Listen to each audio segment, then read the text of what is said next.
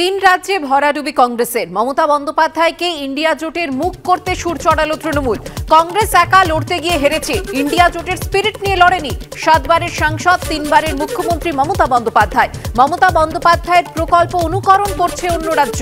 দেশের মানুষ নকল নেতা চাইছে না, আসল নেতা চাইছে। কংগ্রেসের জমিদারি নীতি চলবে না। কংগ্রেসের জমিদারি নীতির জন্য 3 রাজ্যে হেরেছে। সুর চড়িয়ে মন্তব্য তৃণমূল মুখপাত্র কুণাল ঘোষের। তিনটে রাজ্যে যেভাবে কংগ্রেস হেরেছে, ওটা তো কংগ্রেসের একার হার। নিজেরা লড়তে গেছিল, একা একা লড়তে গেছিল, ইন্ডিয়া স্পিরিটটা নিয়ে যায়নি। বাকি মমতা বন্দ্যোপাধ্যায় এবং বাকি যে সিনিয়র লিডারশিপ আছেন, তাদের মুখগুলোকে সামনে রাখলে যতটা শক্তিশালী হতো, যে স্পিরিটটা থাকতো, সেটা হয়নি।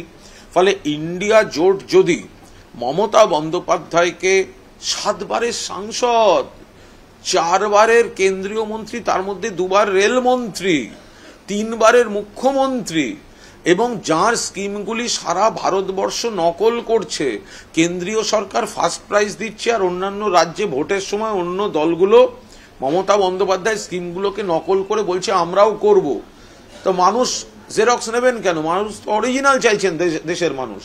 কংগ্রেস 2014 সালে সুযোগ পেয়েছিল।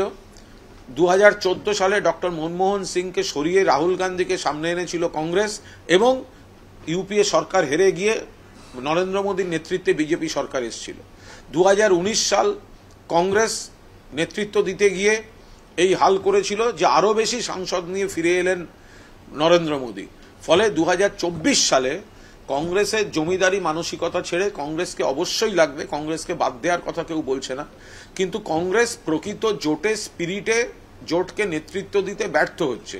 হয় কংগ্রেস তাদের ভুল সংশোধন করে নিক, নিয়ে যথাযথ মুখগুলিকে সামনে রাখুক, সেক্ষেত্রে আমাদের এই কথাগুলো বলার দরকার পড়বে না।